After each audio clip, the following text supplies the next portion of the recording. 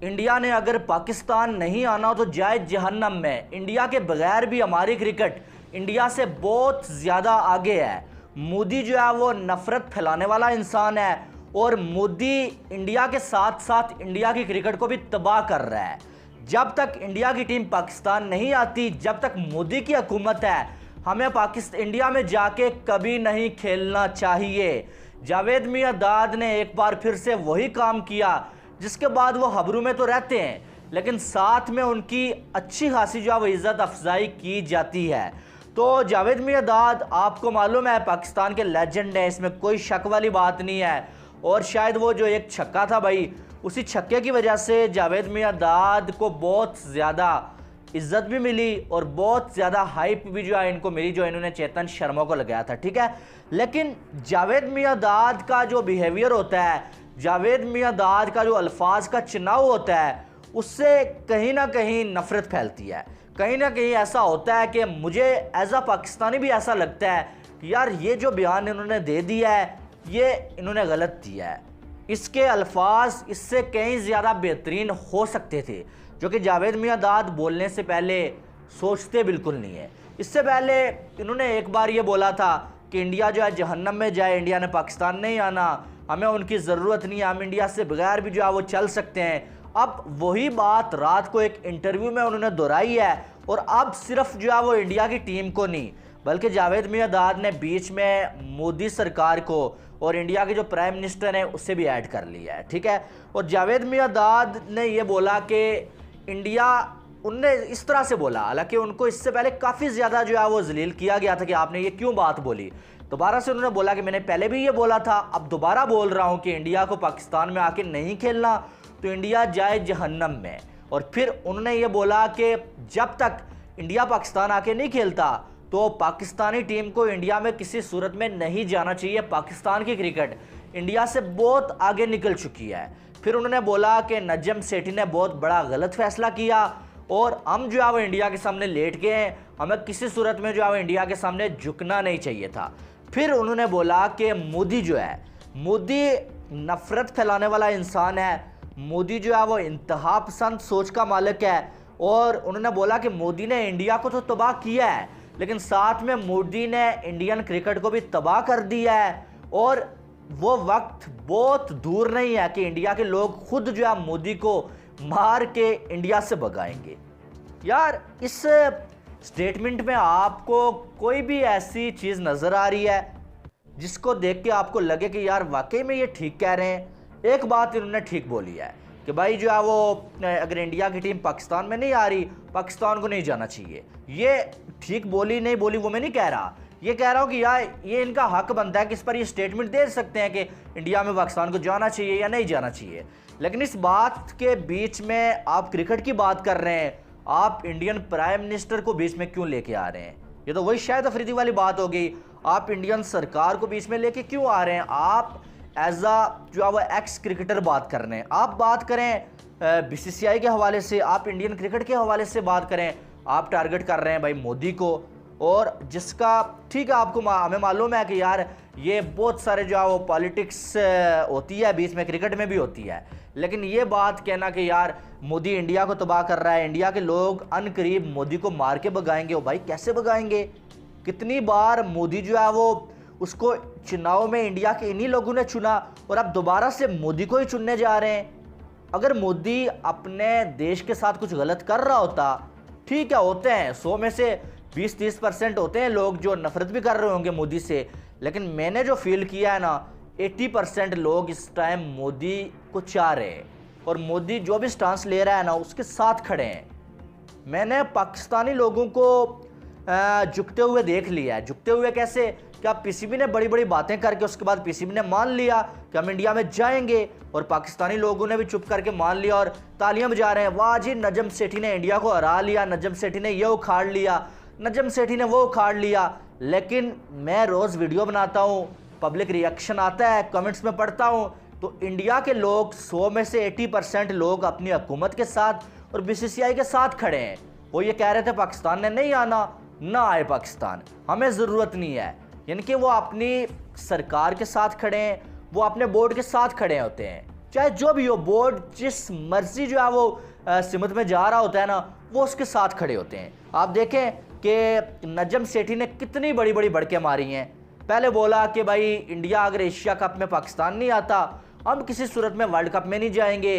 फिर बोला कि अगर पाकिस्तान से एशिया कप का एक मैच भी बाहर जाता, हम जो है वो एशिया कप से बाइकाट करेंगे, वो भी नहीं माना गया। फिर जो है वो हाइब्रिड मॉडल जो है वो दे दिया कि यार जो है वो 4 मैचेस हमें दे दो, बाकी सारे मैचेस आप यूएई में खेल लो, ठीक है, वो भी नहीं माना गया। श्रीलंका में खेलेंगे, यूएई में नहीं खेलते, पीसीबी की वो बात भी नहीं मानी गई, ठीक है। सिर्फ 4 मैचेस दिए गए, जिसमें से 2 मैच अल्लाह अल्लाह करके पाकिस्तान में होंगे। तो इस एक निवाले पे पीसीबी ने जो है वो बिल्कुल हामी भर ली है। और जो पीसीबी ये कह रहा था कि इंडिया एशिया कप में जब तक पाकिस्तान में आके नहीं खेलता, हम वर्ल्ड कप में नहीं जाएंगे, अब वो पीसीबी सिर्फ इस बात पे मान गया कि बीसीसीआई ने बोला कि आपको 4 मैचेस दे देते हैं, आप वर्ल्ड कप में आ जाएं।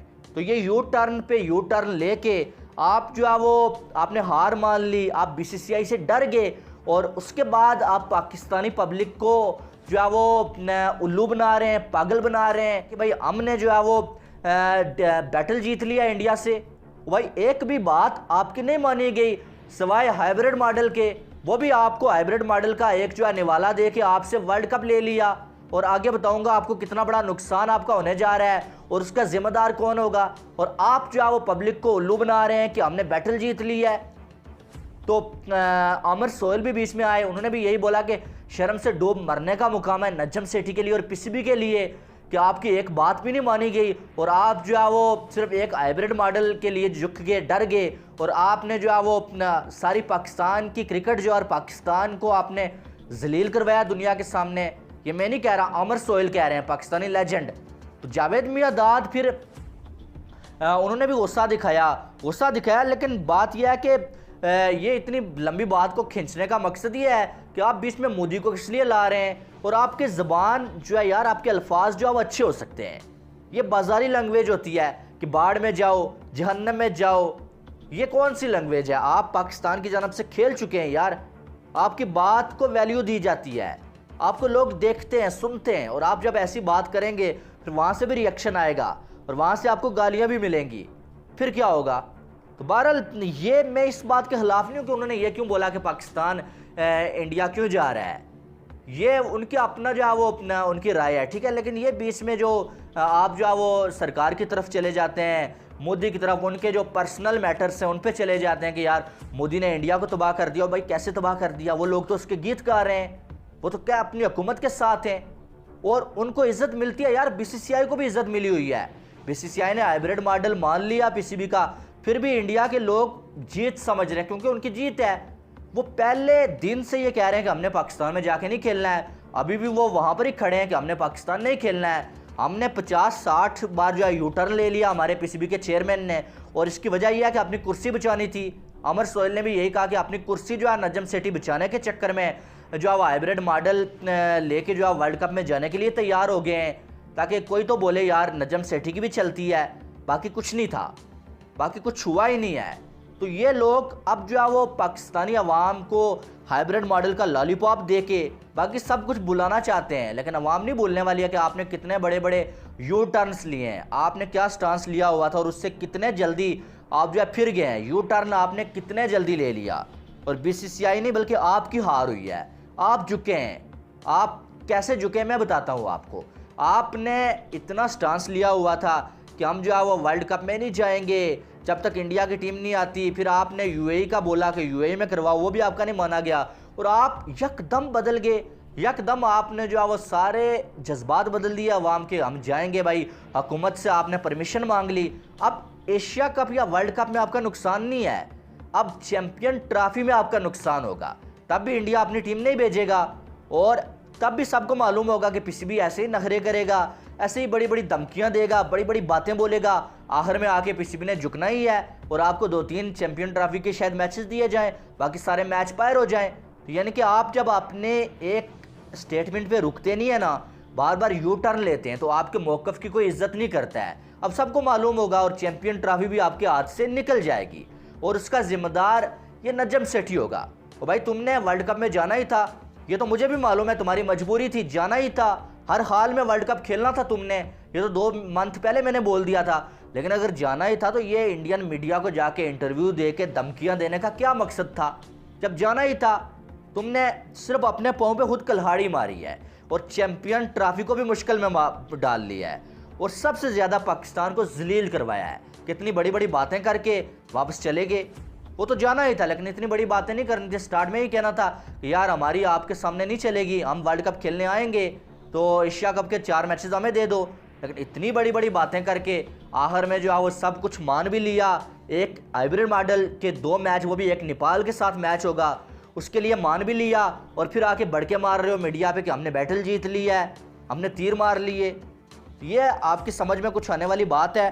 बहरहाल जावेद मियांदाद की जो स्टेटमेंट है उस पर आपकी क्या राय है वो आपने अपना कमेंट में करके बताना है। यार मुझे जो लगा कि यार गलत स्टेटमेंट है, अल्फाज का चुनाव अच्छा हो सकता है, आप गलत अल्फाज में जो है वो आपने ये जो है मजम्मत की है या आपने जो भी बोला है, बहरहाल आपकी क्या राय है वो आपने बताना है। बाकी वीडियो को लाइक करें, चैनल को सब्सक्राइब करें ताकि आने वाली तमाम अपडेट्स आपको बर वक्त मिल सकें।